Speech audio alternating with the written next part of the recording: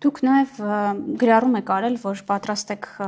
ստորագրել փաստաթուղթը, դա մեկնաբանությունների տեղիք է տվել, որ պատրաստ եք միակողմանի ստորագրել փաստաթուղթը, այդպես է։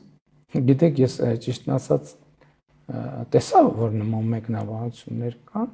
եւ ճիշտն ասած իմ մտքով չէր անցել, որ կարելի է խաղաղության համաձայնագիրը միակողմանի ստորագրել, ես չգիտեմ նույնիսկ դիվանագիտության պատմության մեջ այդպիսի բան եղել է, թե չի եղել, բայց պիտի ասեմ, որ մեր մտքով նման բան երբեք չէր անցել, որ կարելի է այդպիսի բան անել, եւ դեռ պետք է ստուգել այդպիսի բան անել հնարավոր է, թե հնարավոր չի։ Այսինքն դուք պարզապես ձեր պատրաստակամության մասն եք հայտնել։ Հայաստանը պատրաստ է ստորագրել հենց այս բանը։ Տեսեք, խաղաղության համաձայնագիրը ունի երկու կողմ։ Ես էլի եմ ասում, այնքան անակնկալ է ինձ համար դա, որ ես հանձնարարել եմ ստուգեն, ընդհանրապես տենց պրակտիկա մարդկության պատմության մեջ եղել է, թե չի եղել։ Այդ փաստաթուղթը ունի երկու կողմ։ Իմիջիայլոց նաև շատ քննարկվում է այն հարցը, թե ինչու Հայաստանի կառավարությունը չի հրապարակում այդ թուղթը եւ այլն եւ այդպես շարունակ։ Ես պատրաստվում եմ այս հարցնել։ Գոնե ընդդիմադիր падգամավորները ծանոթանան, որոնք նախկինում ունեցել են շատ բարձ պատճառով, որովհետեւ այդ թուղթը ունի երկու տեր։ Լավ։ Այդ տերերից մեկը Հայաստանի կառավարությունն է, տերերից մյուսը Ադրբեջանի կառավարությունն է, եւ այստեղ առնվազն այս հարթությունը կա։ Եվ եթե ենթադրենք, որ կան ուժեր, ում պատրվակներ են պետք, որպեսզի այդ թուղթը չստորագրվի, այդ թղթի միակողմանի հրապարակումը կարող է այդ պատրվակների նժարին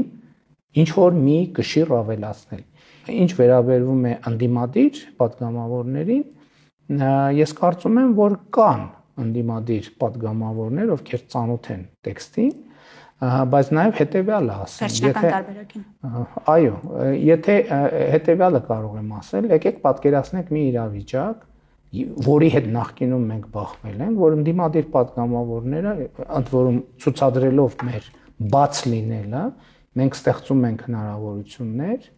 որպեսզի մարդիկ ծանոթանան այդ փաստաթղթին եւ նրանք կարդալուց հետո դուրս են գալիս եւ սկսում են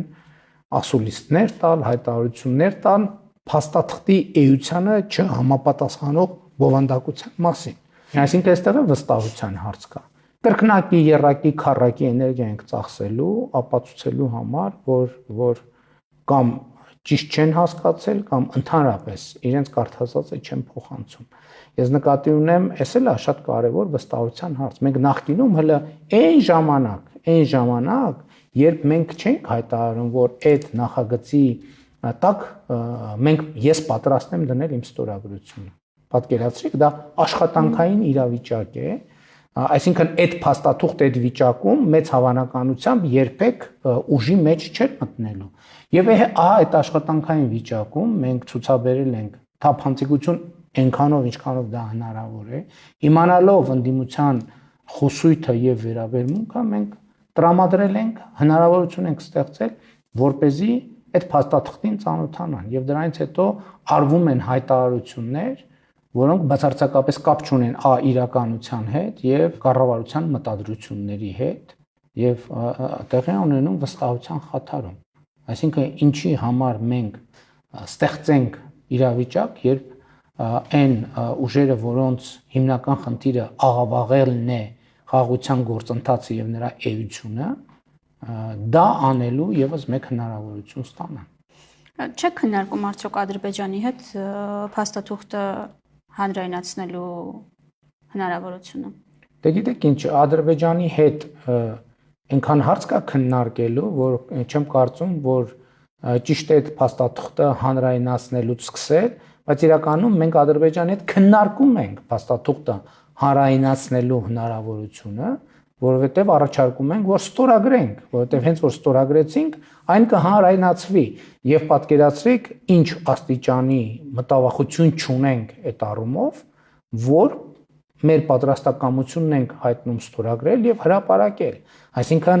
մենք կողմենք ինստիտուցիոնալ հրապարակմանը, ստորագրվեց, հրապարակվեց, բայց մյուս կողմից ես ուզում եմ մենք խաղաղության համաձայնագիր ինստիտուտի վերաբերյալ ունենանք ճիշտ պատկերացում, ելի եմ ասում, երկու կողմ ունի եւ ենթադրվում է, որ երկու կողմ պետք է ստորագրեն։ Ես նկատի ունեմ մեր իրականության մեջ նախորդող շրջանում մենք անդադ առաջնորդվել ենք հաղթանակ, պարտություն, դիվանագիտական հաղթանակ, դիվանագիտական պարտություն,